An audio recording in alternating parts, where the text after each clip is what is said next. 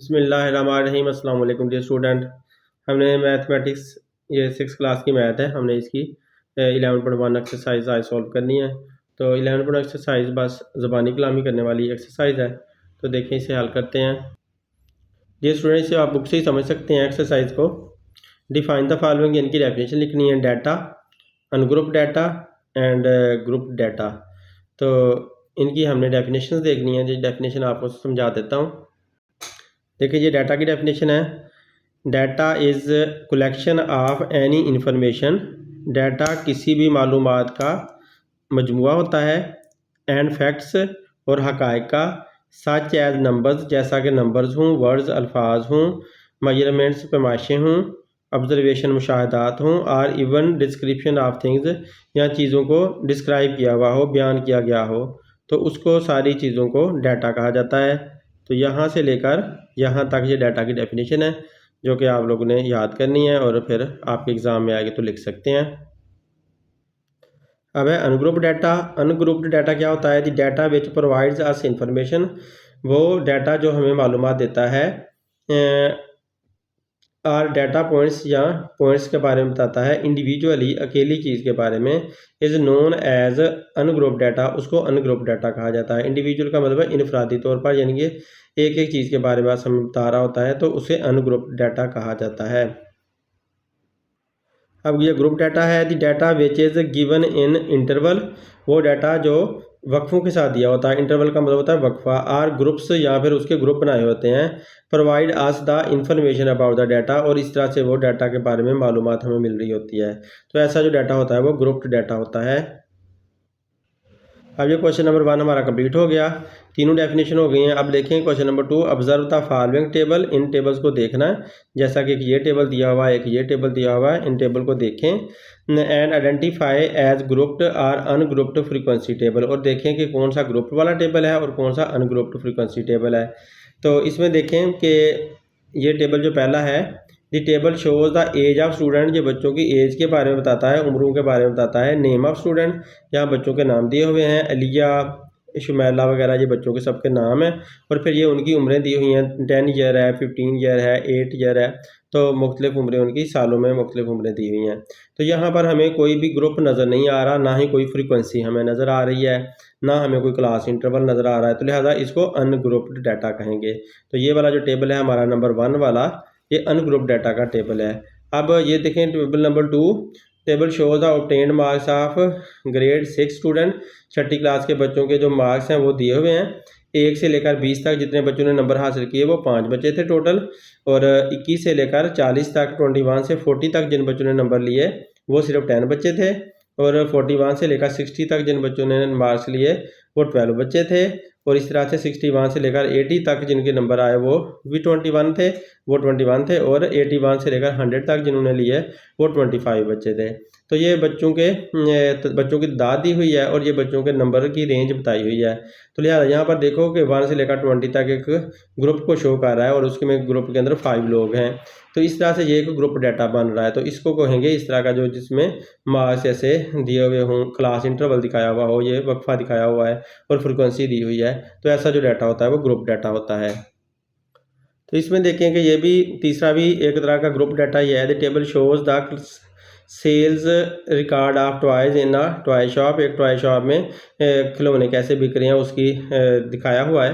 तो 1 से लेकर 100 तक जो टॉयज़ बिकते हैं ना, जो 1 से लेकर 100 तक टॉयज़ की प्राइस है, तो वो 1 से लेकर 100 तक ये टैली मार्क्स बनाए हुए हैं।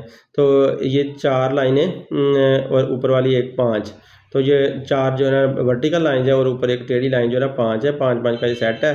तो देखें 1 2 3 4 5 6 7 8, 8 5 40। तो 40 फ्रिक्वेंसी इसकी बन रही है। इस तरह ये क्लास इंटरवल दिया हुआ है, ये टैली मार्क्स दिए हुए हैं, ये फ्रिक्वेंसी दी हुई है। तो पहली की तरह का ही ये टेबल बन रहा है। तो इस वजह से इसको भी आप एक ग्रुप्ड डाटा कहोगे।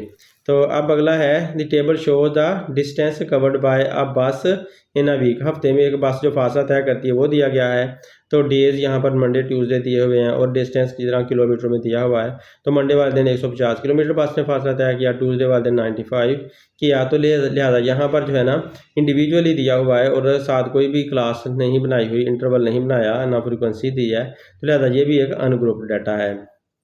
अब तीसरा क्वेश्चन देखें, for each of the following right discrete variables and continuous variable. इनके लिए हमने बताने हैं कौन से डिस्क्रीट वेरिएबल हैं और कौन से कंटिन्यूस वेरिएबल हैं। तो इसकी डिस्क्रीट की और कंटिन्यूस की पहले डेफिनेशन देखते हैं, फिर बाद में हम इसके बारे में बता देंगे।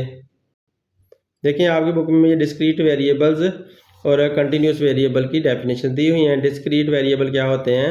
अ वेरिएबल एक ऐसी बदलती हुई चीज़ हुज वैल्यूज़ आर ऑब्टेन्ड, जिनकी वैल्यू आप ले सकते हो बाय काउंटिंग, गिनने से, इज कॉल्ड डिस्क्रीट वेरिएबल। तो ऐसा वेरिएबल डिस्क्रीट वेरिएबल होता है। मिसाल के तौर पर blue marble in the jar, ये जो जार है ना, इसके अंदर ब्लू मार्बल को आप गिनकर काउंट करके बता सकते हो कि कितने हैं।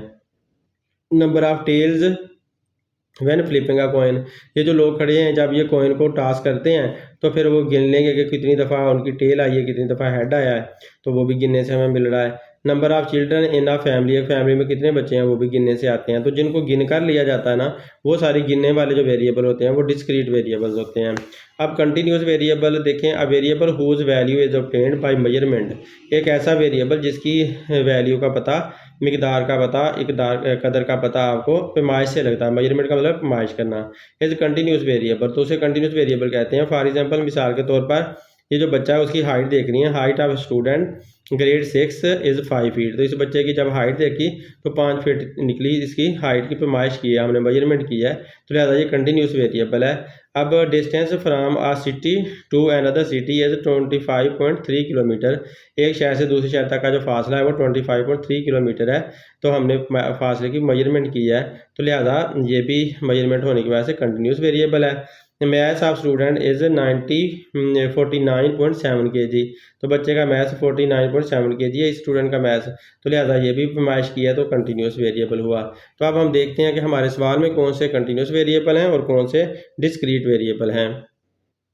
तो ये हमारा सवाल दिया हुआ है, इसमें देखें number of people in a school, एक स्कूल में कितने लोग हैं तो वो गिने जा सकते हैं, तो लिहाजा डिस्क्रीट वेरिएबल हुआ। मैथ्स ऑफ है मोबाइल, मोबाइल का मैथ्स की पैमाइश कर सकते हैं, आप तोल सकते हैं उसे, तो लिहाजा ये एक कंटिन्यूस वेरिएबल हुआ। Number of pages in your mathematics books, mathematics के बुक के पेज आप गिन सकते हो, तो लिहाजा ये क्या हुआ, ये डिस्क्रीट वेरिएबल हुआ।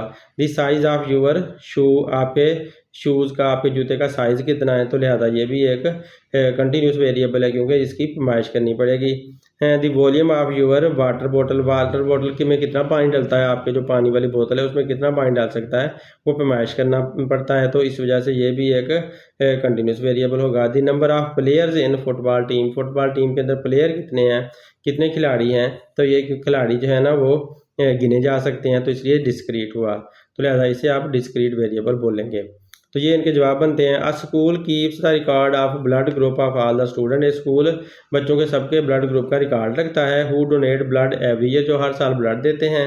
Is that record a discrete, क्या वो रिकॉर्ड डिस्क्रीट वेरिएबल है या कंटिन्यूस वेरिएबल है, तो क्योंकि बच्चों को गिना जा सकता है, स्टूडेंट को गिना जा सकता है, तो लिहाजा वो एक डिस्क्रीट वेरिएबल हुआ। तो अब एक्सरसाइज कंप्लीट हो गई है। उम्मीद है आप लोगों को वीडियो पसंद आएगी। Thanks for watching my video. अल्लाह हाफिज़।